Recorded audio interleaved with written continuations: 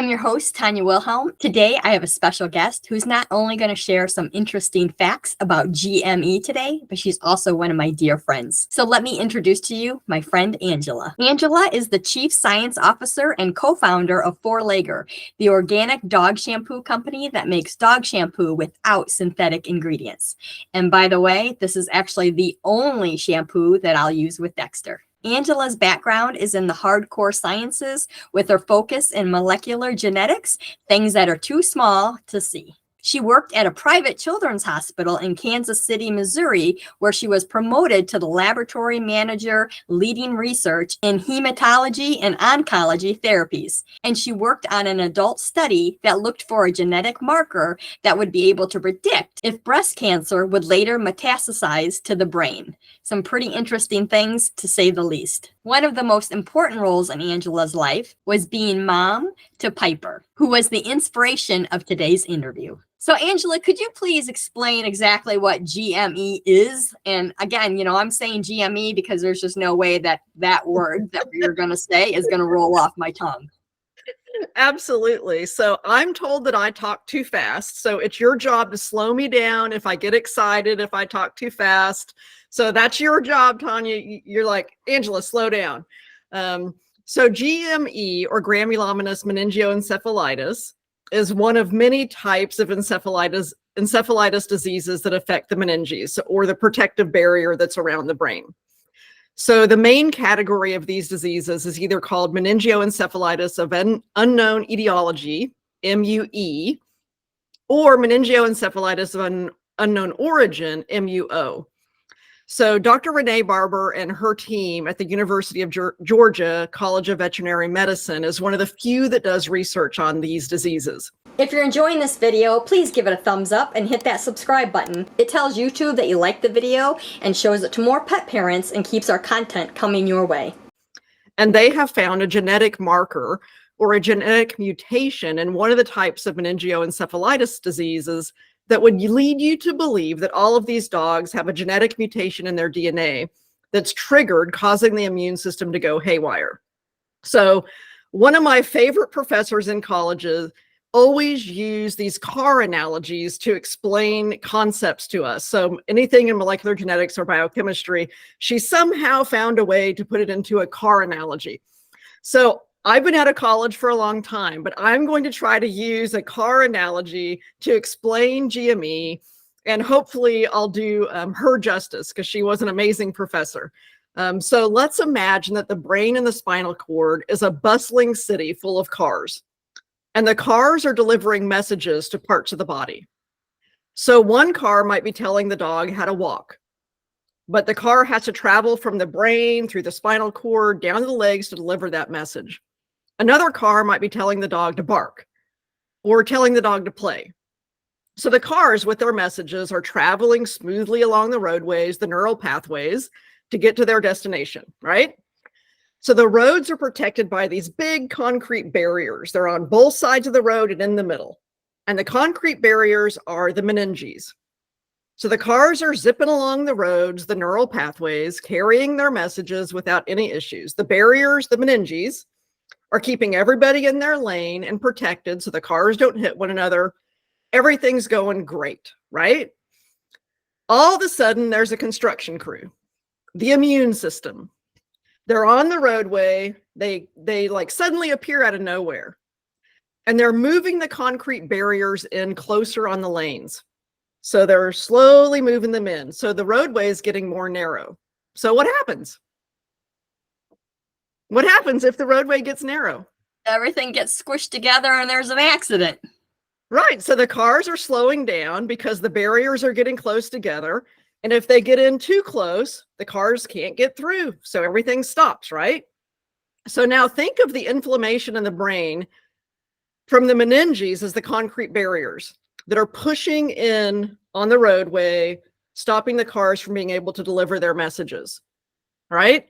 So in the case of GME, there's another construction crew that pops up. And in the middle of the roadway, out of nowhere, for no clear reason, they start to build a barrier in the middle of the road. So the concrete barriers are coming in closer and closer, and all of a sudden this construction crew puts a barrier right in the middle of the road. So now the blockage are the granulomas, or the cluster of immune cells which block the roadway. So they cause all sorts of traffic jams, right? The cars can't deliver their message because they can't travel along the roadway, the brain and the spinal cord, which leads to a complete disruption in the city's essential services. The trash trucks are stuck on the roadway. People can't get to their job. The city starts to slow down, and essential functions for the city are starting to get blocked. Now, I know everybody has been in a traffic jam. They happen very quickly. Their impact can be profound, right? One car broken down on the side of the road can cause backups for miles. In the case of MUE, MUO, and GME, the inflammation caused by the roadblocks and the concrete barriers stops the nerve messages from being delivered. And the longer this barrier goes on, the longer the inflammation is going on, the harder it is to fix. So the construction crew, the immune system, thinks that they're fixing the roadway, right? But in fact, they're causing more problems by either making the roadway too narrow or putting these blockages up in the middle of the roadway entirely. So you got to call in the city officials, the canine neurologists, and they are specialists in city planning and road fixing. And they have to step in and they have to come up with a plan to remove the barricades and to get the concrete barriers moved back out so the traffic can flow again. And the messages, the cars, can deliver their messages along the neural pathway again to where they need to go. So what caused the construction crew to start moving the barriers and blocking the roads? So let's think of the genetic mutations in the DNA as old sitting planning documents, right? So these old sitting planning documents that were never meant to see the light of day were in some cabinet in the back of the building. And they had a series of natural disasters hit the city. So a flood came in and the city had to move all of the documents. Well, the series of, I'd say, natural disasters and moving the documents, the construction crew found these plans. And they're like, oh, hey, look at that. So they took off and they started moving the barriers and building barricades. And really, in essence, started causing all of this mass disaster in the city because they thought they were using a good plan, right? They were well-intended, just like the immune system was well-intended when it's out trying to protect the body, but all of a sudden, this gene turns on and that's now attacking the body. So in the case of MUE or GME, the trigger might be exposure to something in the environment, like a vaccine, an infection, a chronic inflammation that's built up in the body. And there's a tipping point that causes that gene to turn on in the DNA, the immune system, and the construction crew gets to work creating havoc. So the construction crew, the immune system, takes these flawed city plans that were never meant to see the light of day, and they start moving barriers in and creating blockages in the roadway. So again, instead of maintaining the city, the construction crew, the immune system, starts to move the barriers, build unnecessary blockages in the middle of the roadways, the granulomas, and they disrupt traffic. The cars, the nerve signals, or the messages they're trying to deliver are stuck on the road. And as you can well imagine, if the neural pathways are blocked, messages can't get through, it has a profound impact on the dog's ability to function. So for example, if the messages to walk aren't getting through, the dog can't walk. And they might lose that function completely. Or they might start out with not remembering how to play because the messages aren't getting through, or the inflammation in their brain is just so bad. And they're getting headaches, they're getting migraines, and they don't feel good enough to play, right?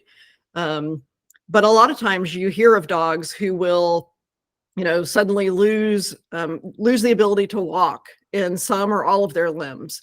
And it's because those messages can't get through anymore. They're being blocked. And the inflammation is causing some extreme issue where they don't have that function anymore to tell themselves how to walk. So very good explanation, by the way. I could totally visualize what's going on. So you mentioned a few things, not being able to walk, all of a sudden not being able to play. So are there certain signs that a pet parent can look for, or, this might be the reason we're having these issues? Or, you know, do we need to bring it up to the vet? How common is it? Do they know about it? Did that make sense? So yeah, it absolutely makes sense. And I'll share a little bit of our experience in a minute. You know, I think looking at your dog, like just starting to be withdrawn and not wanting to play, right?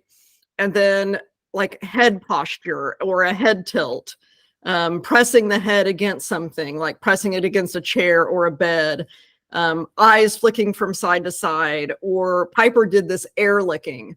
And it was like, and it was very subtle. And so we never really recognized that as a seizure, but that is what it was. Having neck and back pain. So when you touch their neck and back, they kind of cringe away from you. Weakness in the legs. It could be one leg, it could be the back legs, it could be the front legs, or it could be all four legs. Another common thing to see is diminished eyesight or sudden onset blindness.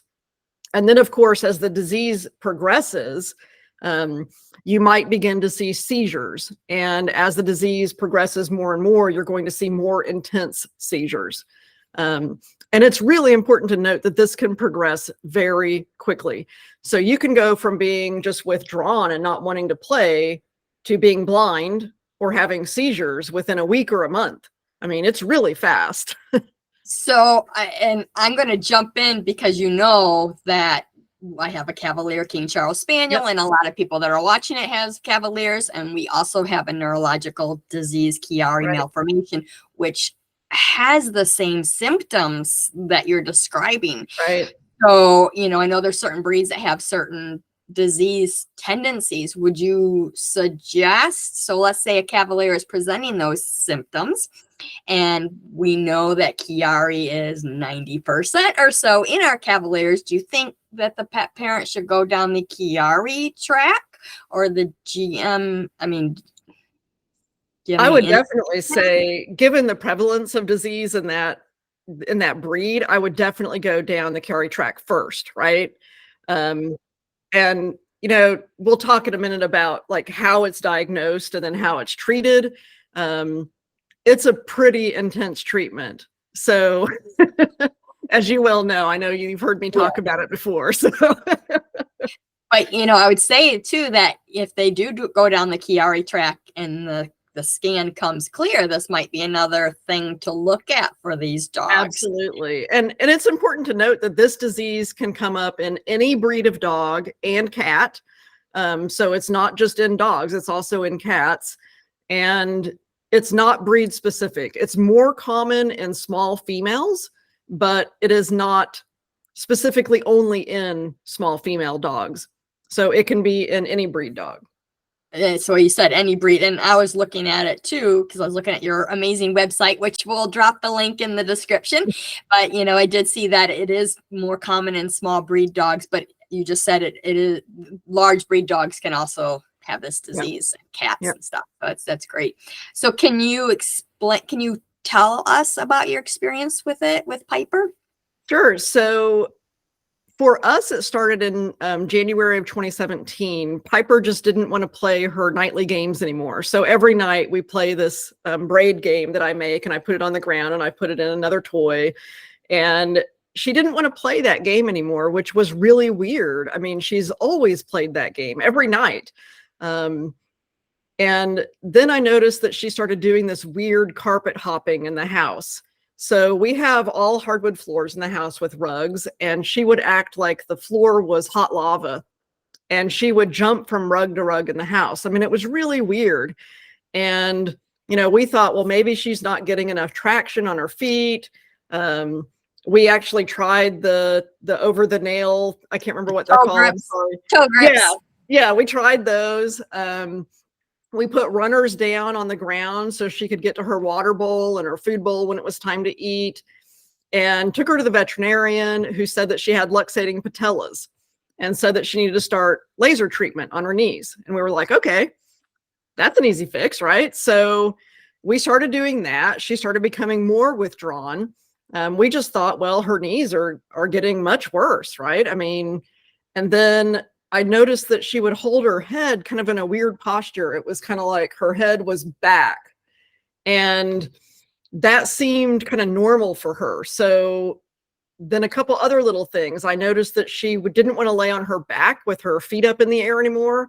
And that until now had been probably her favorite place to lay in bed, where she would just lay on her bed with all four legs sprawled out. Instead, she'd lay in her bed with her head kind of tilted up on the side of the bed, or a blanket or a toy. She would intentionally lay where her head was tilted up. And again, took her back to the vet. The vet said, oh, she has an ear infection. So, okay, so we started antibiotic ear drops. And then she started over exaggerating, jumping over the threshold of doors or to jump into her bed. So she would start like 2 feet away from the door threshold, and she would launch herself over it to get in the house.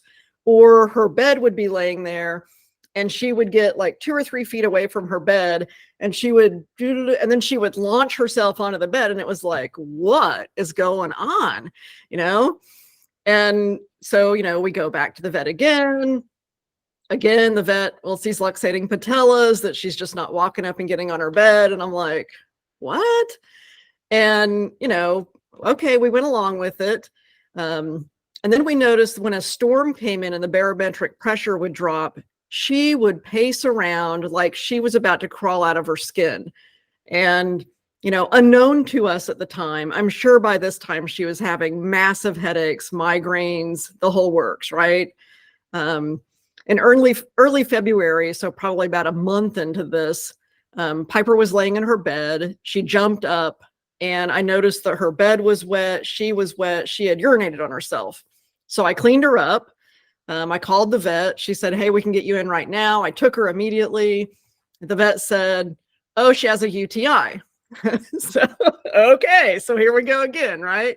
Not long after that, I was outside with her and her sister Toby, and I noticed that we were on the other side of the house, so the side that didn't have the pet door, but there was a white gutter that comes down, and Piper was at the gutter kind of hitting it with her head. And I'm like, what the heck? And so Toby, her sister, actually grabbed her by the tail and pulled her away. And I'm like, what is going on over here? And then she got Piper to follow her, and they went around the house and in the pet door. And I'm like, okay, that's weird, right? That's really weird. So about 2 months into this, that happened. And then one night, Piper and I were sitting up on the couch. She had not been wanting to sit up on the couch very often. She was more safe either in her kennel or on her bed. So it was kind of unusual at this point where she would sit on the couch with me, because she mostly wanted to be on the ground or in her kennel. She had this little cave bed, and it has like the top and everything, and this little bitty hole to get in and out of. I think it's actually a cat bed. And she would crawl in there and hang out in there a lot. That was probably one of her favorite places to be, in this little cave bed. So we were sitting on the couch, and she launched herself into my lap, and she was wet. The couch was wet. Now I was wet. So she had urinated on herself. I got her cleaned up. She was really embarrassed. I could tell. She took herself to her kennel. And again, that's not unusual. If she's embarrassed, something happens, she goes to her kennel. I got everybody cleaned up, got the couch cleaned up, me cleaned up, her cleaned up. And I took her a treat to let her know, hey, it's okay. Accidents happen. It's all okay. And when she took the treat, she first bit down on my finger instead of the treat. And I was like, crap, she can't see. And so I was like, what the heck? And I'm like, okay, we're going back to the vet, right? Like tomorrow, we're going back to the vet. Well, a few hours later, she came out of her kennel, and she had this really wide leg stance. And I'm like looking at her, she's across the room, and all of a sudden she stands up on her back 2 legs, and she falls all the way over backwards. And I'm like now on my way over there, and she lurches up, she's back on her 2 legs, and she's starting to fall over backwards again. So I just dove and I got my hands under her before she hit the ground that second time. I put one hand under her head, and then I just pressed my body to her on the ground because she was flopping around. I mean, like this massive, massive seizure. It was close to probably midnight or so. And we were worried about taking her to an emergency vet because they didn't have her history. They didn't know what we'd been dealing with. So we decided to wait until the morning when her vet opened. As soon as they opened, we were there. And they said, okay, we don't know what this is, but it's obviously neurological. And you need to get her to the emergency vet in Louisville. There's the only canine neurologist in the state is there, Dr. Debbie Ruhlman, and she needs to see her immediately. So we drove there. We drove straight from the vet up to Louisville, which is about an hour away. And she was admitted through the emergency room. The neurologist was actually out of town. So she was seen by the ER doctor who started her on anti-seizure medication. And the ER doctor came back and said, well, she has SARDS. Sudden acquired retinal degeneration, or SARDS, which kind of made sense, right? She bit down on my finger. She couldn't see, but I was shocked that they said she's completely blind. I'm like, she's not completely blind. She can see. So I was like, okay. And they said, well, we need to keep her overnight on this anti-seizure medication. The neurologist is coming back to town. She'll be here tomorrow and she'll be able to examine her. So we were like, okay. So the next day we met with a neurologist that night, and she said she suspected GME or one of the other encephalitis diseases, but she would need tests to confirm that if it was from the immune system going haywire or a pathogen or something else. So I'll be honest, we were afraid to put Piper under anesthesia. We were afraid for her to go through the MRI. We decided to do watchful waiting to see if the medication would work. And clearly now, and especially now, I think looking back on it, we had no clue what we were dealing with, right? We had no idea what this disease was about. We had no clue about the urgency of this disease. And so watchful waiting was not a good option. Watchful waiting to see if the medication would work was a bad choice. And again, we didn't know that at the time. You know, we thought, well, if the medication will stop the seizures, and then yeah, let's try that first. So that's kind of how we went about and how we discovered that something was wrong. Wow, that's a pretty intense story. And so short. You get that, like you said, you don't know what's going on, and all you know is your dog isn't doing well. The vet says this, the vet says that. You're in and out. You're going all of a sudden rushing, driving to a neurologist while you're not sure what's going on. So what kind of, you said, watching and waiting wasn't the best choice, which, a lot of times that's what we do, especially if the vet's saying, let's just see if this is going to work. But what are the tests like? What is the neurologist going to do to determine this is what it is? So, and I'll be clear, the neurologist said the only way to know if this is GME or one of the other brain encephalitis diseases is to get the MRI and the analysis of the spinal fluid. So she says, but you can opt for, she made pretty clear that you need to do the MRI, right? But we didn't hear that. We heard, let's do watchful waiting and see if this works. So the only way to get a diagnosis is to rule out other diseases. So you start with blood tests, then you do the MRI to look for inflammation and the presence of those immune cell clusters, the granulomas in the brain. And then you examine the cerebral spinal fluid from a lumbar puncture or spinal tap to look for parasites, bacterial, fungus, viral particles. So basically you take all these tests together and you say, in the absence of a pathogen, a brain tumor or something else, it's likely this disease. In Piper's case, the neurologist saw the clusters of immune cells in her brain, which made it very clear for the presumptive diagnosis of GME. And I will say that at this point, Piper had inflammation in every lobe of her brain. She had about a 5% chance of survival. It was extremely low and extremely grave because, quite frankly, we had waited so long.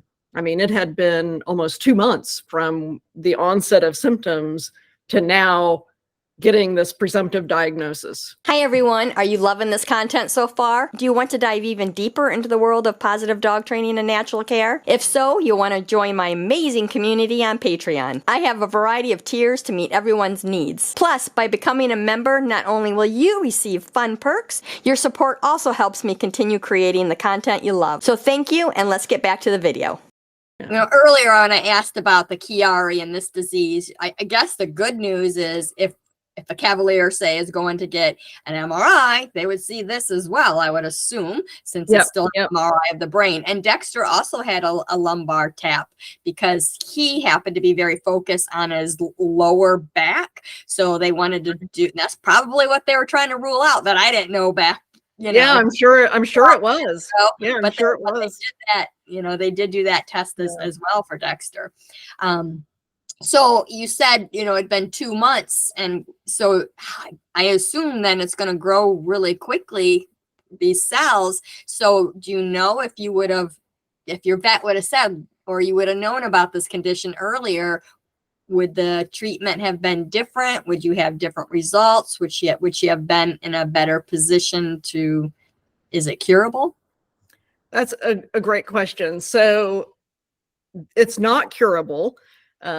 So the best you can hope for is to get into remission. So depending on which vet you talk to. So one vet told me that in his practice, he sees it in thirds, right? So a third of the patients will respond to treatment and will go into long-term remission.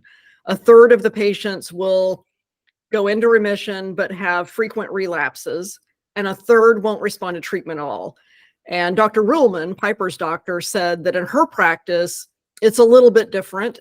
She says she sees about half of her patients, or a little more than half, that will respond to treatment and go into usually long-term remission. And then maybe 20 or so percent that will go into remission but have frequent relapses. And then the remaining probably 20 or so percent that will not respond to treatment at all. And this treatment is rough. We talked about the construction crew, the immune system that set up the projects around the city, and the immune system is attacking itself. So you have to suppress the immune system and stop the inflammation, or the construction crew will continue to work on their projects, right? You need a stop work order. And it has to be swift and it has to be aggressive, or it simply won't work.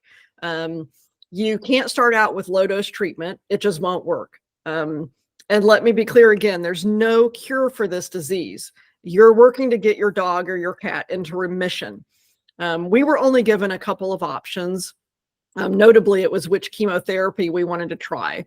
So the veterinarian said, we can try this chemotherapy, here's the side effects. We can try this chemotherapy, here's the side effects. And we said, well, which chemotherapy has the highest success rate? And she said it's cytarabine, 100% cytarabine with high dose prednisone treatment. So immediately after the MRI, like immediately, Piper started high dose prednisone and cytarabine treatment.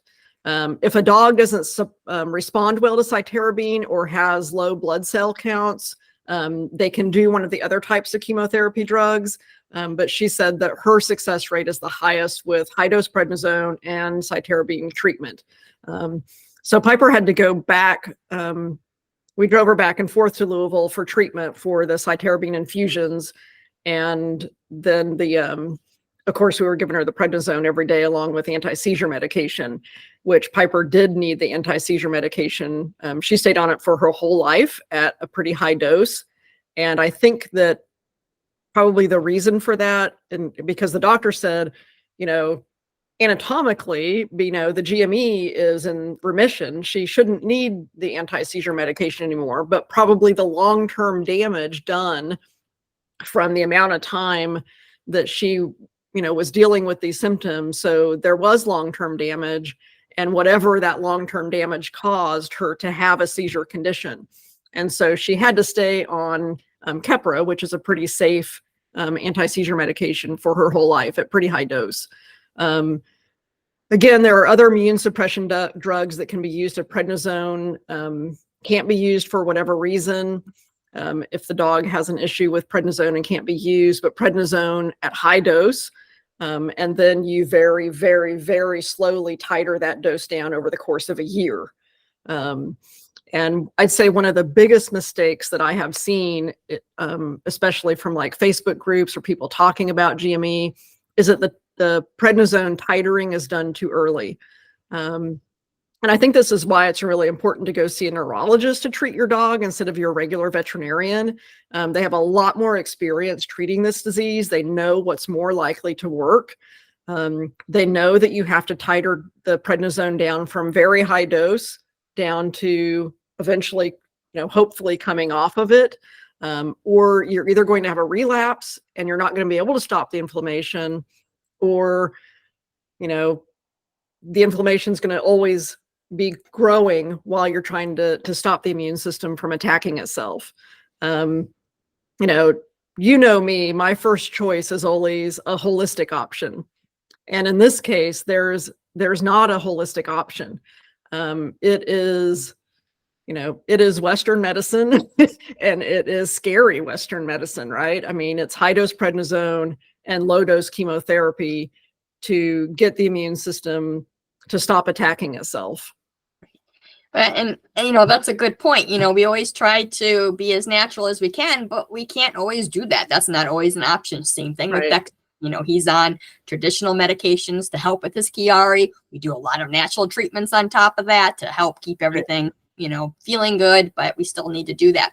So can you walk us through an actual treatment of the chemo, what that looked like? Yeah, so like I said, Piper had the MRI before we even had the spinal fluid test back. Because she saw the granulomas in the brain, she said she most likely has GME. We don't need to wait on treatment. We need to start treatment immediately because she is very advanced in the disease. She has a low probability of survival, but this is her best chance. So the high dose prednisone, low dose chemotherapy, antibiotics, Keppra, and she went immediately into treatment at the hospital. A couple of days later, we were able to pick her up. She felt horrible. You could tell she felt horrible, but she was happy to be coming home. We got her home that night about 8 o'clock. We gave her her medicine. We gave her her medicine again at 11. At 5 a.m. the next morning, she went out to potty. I gave her her medicine.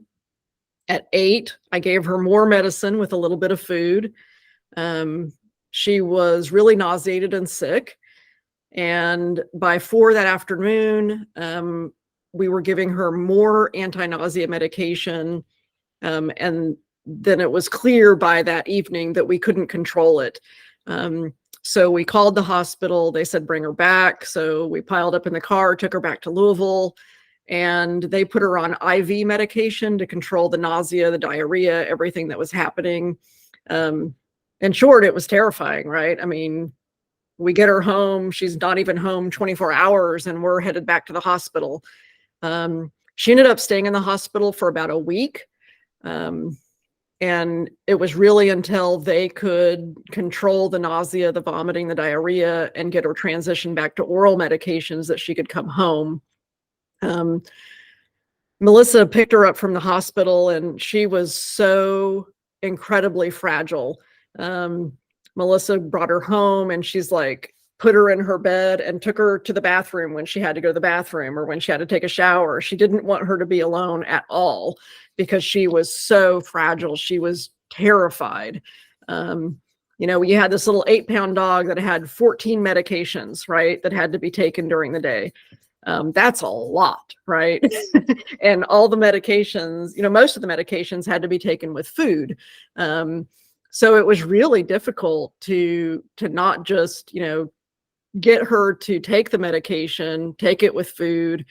She had Pepcid for, her tummy. She had Zofran. She had the prednisone. She had multiple doses of prednisone, multiple doses of Zofran, multiple doses of Clavamox, multiple doses of Keppra, antibiotics. I mean, everything that was going on. We set up this playpen in the house and put blankets and stuff in there, and then put her little cave bed in there. And she and her sister would pretty much hang out in this playpen. I would crawl in the playpen with them a lot. Piper's eyes were just dull, and you could tell she just felt horrible. But, Toby was a trooper. Toby hung out with her in her little playpen a lot. And Toby just seemed to instinctually know that, Piper can't play right now, just be by her. And, and she did. I'd say by the 1st of April, she was, I'd say, less zoned out. Her balance was still pretty shaky. But she did initiate play a little bit, just a tiny bit. By mid-April of 2017, she was still having massive issues with thunderstorms. So of course it's spring. Of course we're having major thunderstorms in Kentucky. But for the first time, she came over around 8 o'clock and looked at me like, "Where's my game?" And I was like, "Oh." So of course I jumped up, I got her game together, handed it to her, and she didn't play like she had in the past, but she did play with her game. And so we made it a little bit easier. We took the braid toy out of the other toy and just made it easier for her to play, but she played. By the end of April of 2017, she was acting more like her normal self. She was playing puzzle games again, which she loved puzzle games. She was less patient. Before, she would play the puzzle game, and no matter how long it took, she would figure it out. And this time, when she got frustrated with the puzzle game, she took her paw and she flipped the whole thing over. And I was like, well, She had a little attitude after that. got a little attitude, not nearly as patient. But hey, she's playing again. She played with her soccer ball, and, I was like, this is fantastic. She's starting to play again. And then she started something new, which is she started licking my arm or my leg. And she would do it with this incredible intensity. And if you took your arm away, if you didn't want to be licked, she would get upset. And so I'm like, you know what? Do I really care if she's licking my arm? Not really. So go for it, and she would lick my arm with like this compulsion, and it really seemed to calm her down to do that, to have that activity. So that just kind of became her normal thing for like the next 6 years. Piper licked my arm or my leg with this like incredible intensity. We also noticed that if there was a lot of activity, that she would have some pretty major setbacks. So if she, if her sister started barking at something and she started barking, that little bit of barking for just a few minutes, she would be back to carpet hopping, or she would be back to not wanting to play. It really set her back.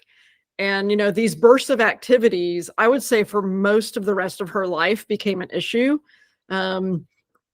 In July, I got her a stroller. As you know, I had a stroller for her, so she could go on walks with us. And I really think that the stroller helped her attitude. It helped her be able to go outside, to go on walks, to get that stimulation again. In August of 2017, she completed chemotherapy. And by the end of 2017, she was able to come off prednisone completely. We tried multiple times to titer her off Keppra, that anti-seizure medication. We could not titer her off of that. She had to stay on that for the rest of her life at high dose. And we ended up eventually adding some homeopathic pellets to her Keppra when she started having seizure activity later in life. But she was in remission for 6 years. And that's amazing. That's really good. That's some good news.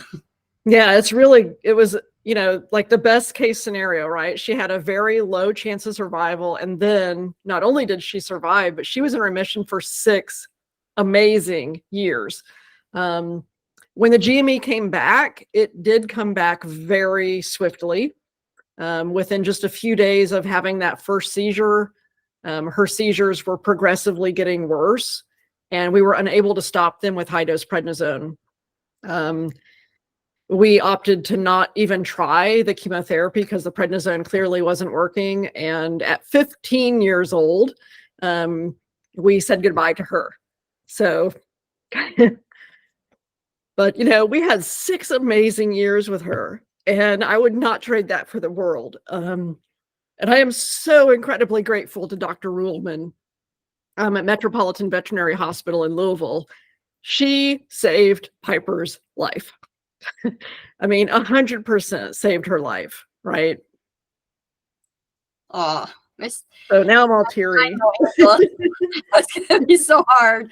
And these dogs that have issues like Piper and Dexter, and when we're in front of other people and being able to share their story, I feel like there is a reason, that it happened to them, because they know, somewhere along the line know that we're going to be the mouthpiece and help educate other people and tell our stories and hopefully let people know what's going on, so that they can get the help for their dog before it's too late, and hopefully get another 6 happy years with them. Yeah, absolutely.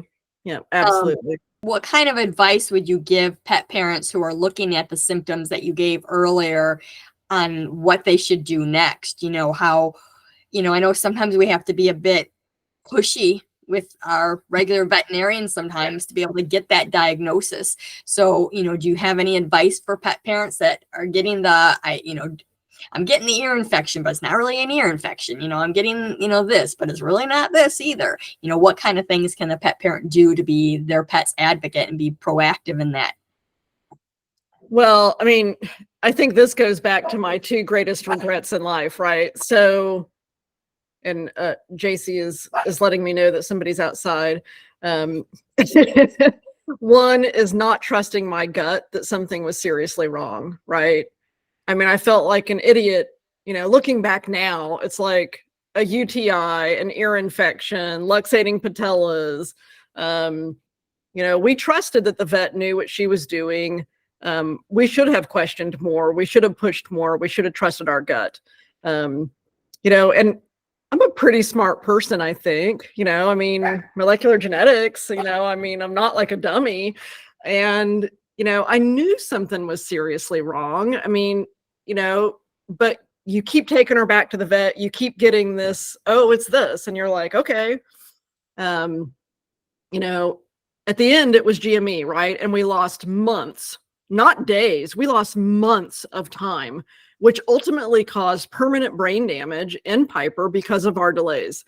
She was not the same dog after GME as she was before. She was still Piper. We still loved her. She could still be a clown. She still played flinch with me every night at 11 p.m. She was still Piper, but she was less patient, especially with her puzzle game. She would get frustrated really easily. And she quit playing with Toby. So she and Toby would wrestle a lot, and she couldn't do that anymore.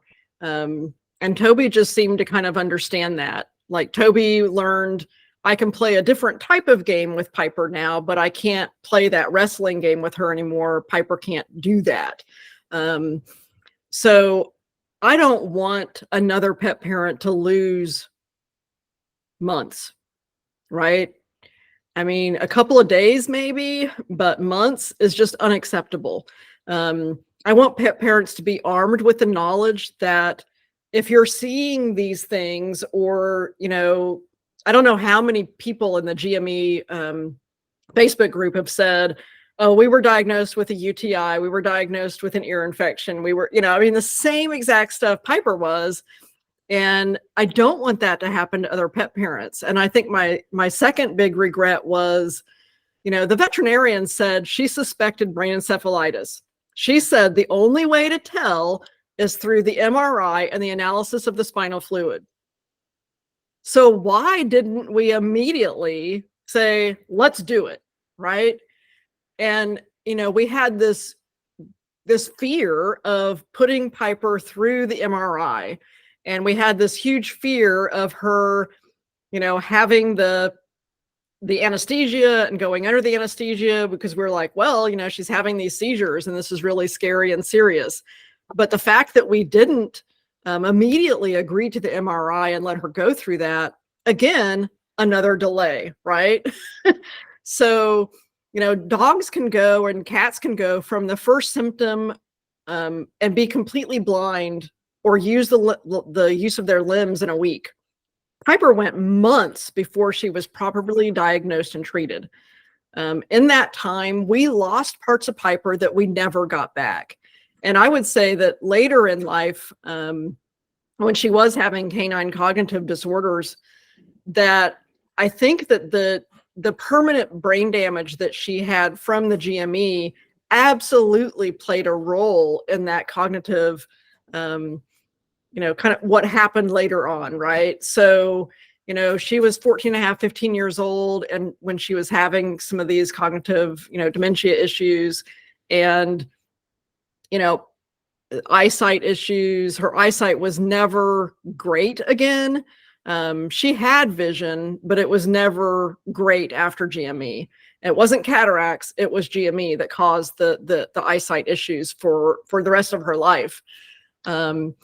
So, it's just, if I could go back, I would be a stronger advocate to say, no, something seriously is wrong. I've been here for the patellas. I've been here for the UTI. I mean, we need to figure out what's actually going on. And then,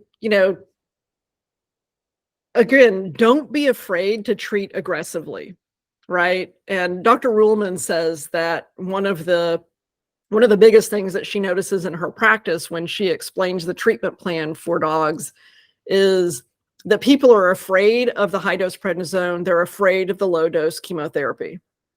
All they hear is chemotherapy and their brains blip out, right? And people are afraid of high dose prednisone. I mean, prednisone wasting, prednisone can have a lot of side effects. But there is no watchful waiting option. There are no second chances. You must be decisive. You must start aggressive therapy immediately. Don't wait. Don't hesitate. Their only option is Western medicine, and it has to be high dose and it has to be aggressive. So, and I think too, for the people trying to make those decisions when it feels like it's so hard, I think if we have that diagnosis, if we get that MRI and the spinal tap, then it might be easier to make those decisions because I know with Dexter, with this Chiari, since it is so common in Cavaliers, one of the things people do is treat, but no diagnosis. And for me, even though again, it's super, super common, I was kind of, what if I miss something? What if it's not Chiari? What if it's something else? So I wanted that diagnosis before I did the treatment. But once I had the diagnosis, then I felt more comfortable about the treatment. Yeah. And Dr. Ruhlman said that, oftentimes veterinarians won't treat for brain encephalitis diseases without a diagnosis because really the analysis of the spinal fluid, so what you're treating for, right? And that's pretty important because you need to know if it's from a pathogen or if it's from the immune system. And the treatment plan will look different depending on which one it is, right? So if it's a virus or if it's a bacteria or something or a fungus, that treatment plan looks way different than a GME treatment.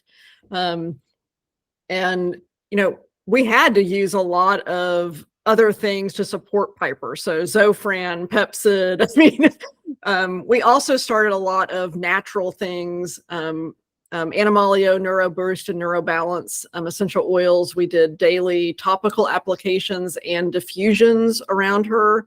As soon as she completed chemotherapy, we switched her to a total raw food diet. Before she was probably eating more cooked stuff, more vegetables. She still did a cooked pork roast to take her medication, but she was primarily moved over to 100% raw food after that, except for the pork roast for her medicine. and, just some vegetables and that kind of stuff. Her food before wasn't bad, but it was higher in carbs, and carbs convert to sugar. Sugar increases inflammation in the body. And I say that, Dr. Ruhlman says that, Piper is one of her poster children for success. And she said the reason for that is because of the aggressive things that we also did to limit the inflammation in her body after being diagnosed with GME. We basically said, nothing synthetic shall be in Piper's life, right? And that went from, looking at the blankets and the bedding she was using, her dog shampoo, of course, which is no synthetics in that, right? We make it, we know what's in it. She's not going to be exposed to any environmental toxins from her shampoo. Every little thing is important, and every little thing that could cause inflammation, we made sure to remove out of her life. Everything from carpet cleaners, we actually use our dog shampoo to clean the carpets. Every little thing. And then we focused on how to, after treatment, because of the prednisone, she did have some things going on. Her ALT after treatment was like over 800. It was really high. We tried Denamerian and it cut it a little bit. Then I tried a Dord Beast liver tonic in addition to the Denamerian, and her ALT went from like 800 to 176. Remarkable change. And, she went back to playing her nightly games, going for walks in her stroller. We worked really hard to keep her brain stimulated, but not overwhelmed. And, still, if she got on a barking jag or got too excited, she would go back to the carpet hopping. She never, ever did the stairs in the house ever again. We have 2 steps, and she never felt comfortable with that. But you could tell when she was overstimulated. She would start to overjump the threshold of doors or overjump to get in her bed. And, we worked really hard just to kind of keep her calm. That last, I'd probably say 8 months or so, while she was dealing with canine dementia issues and, not doing the best, I would say. I think she was still Piper, but she was having a harder time moving around. We found supplements to help her with her joints, and, she did acupuncture. We did all kinds of stuff, laser treatment, acupuncture, whatever we could do to make her comfortable. She was 15 years old. And then the other thing that I would urge is, after a dog is diagnosed with GME, they cannot be vaccinated ever again. Over-vaccination is a trigger for GME, and dogs who have had GME cannot be vaccinated again. Vaccines are for healthy dogs. No dog who has a health issue should ever be vaccinated.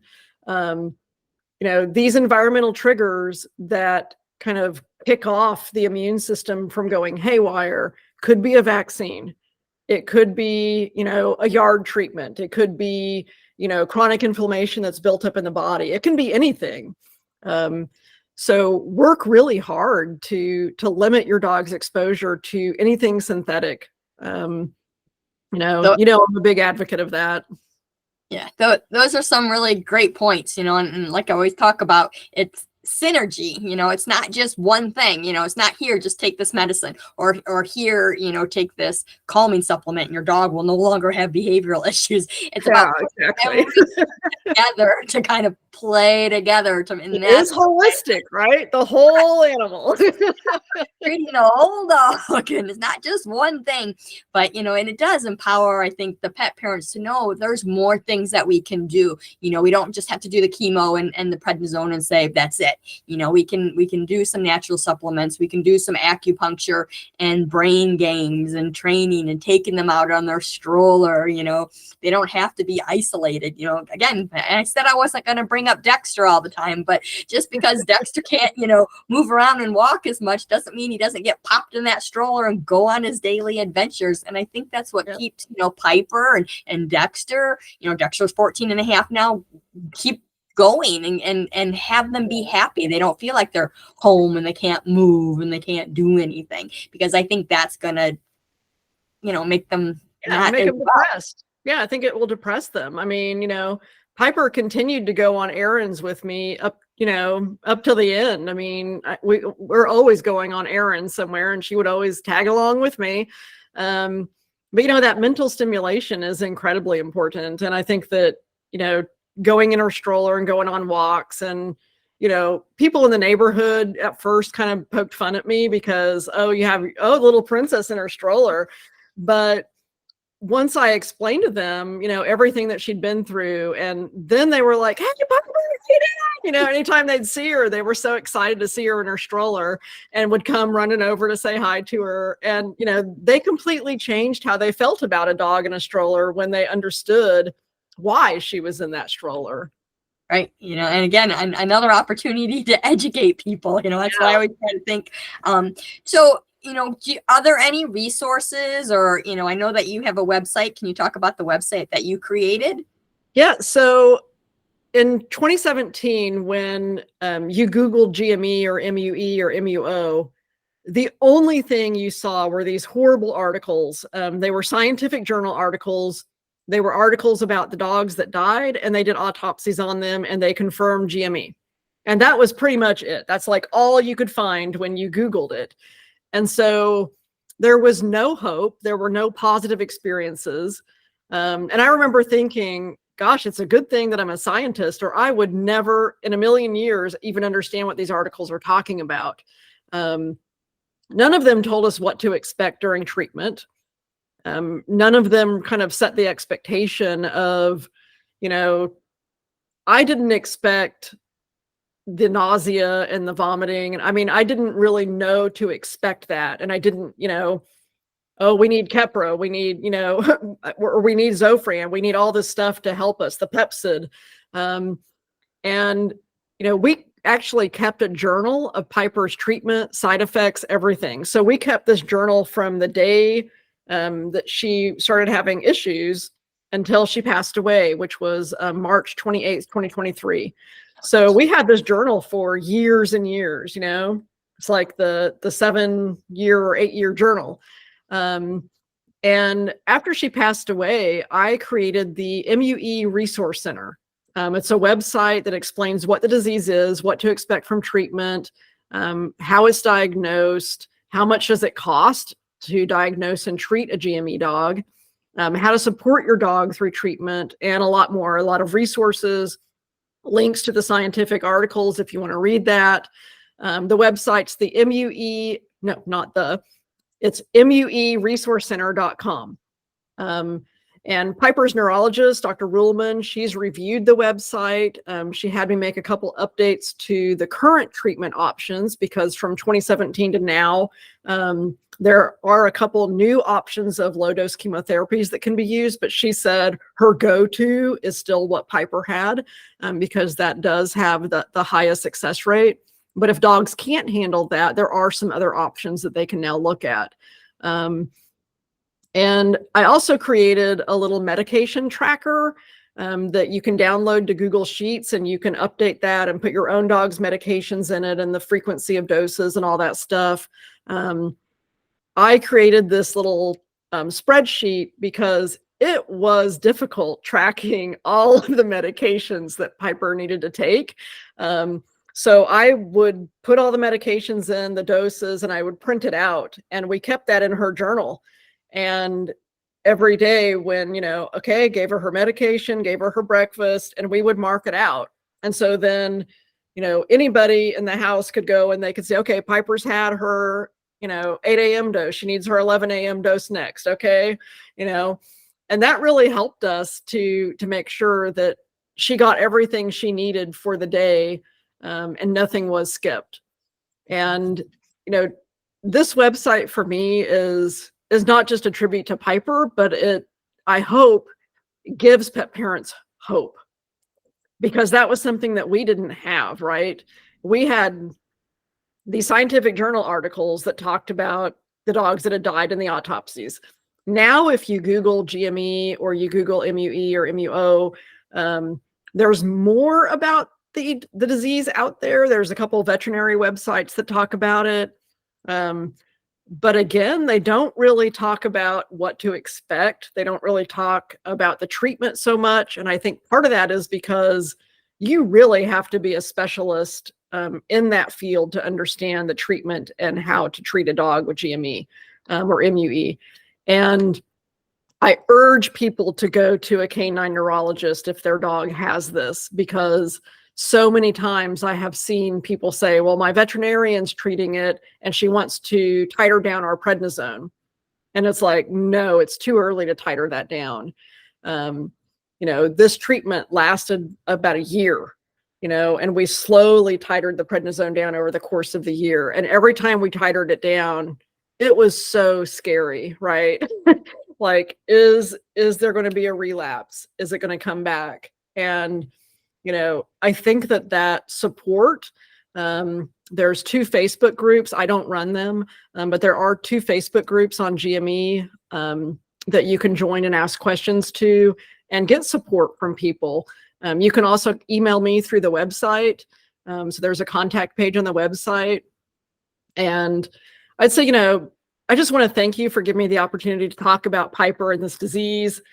Every pet parent needs to be aware of these symptoms so they can act swiftly, get treatment, and understand there's no permanent cure, right?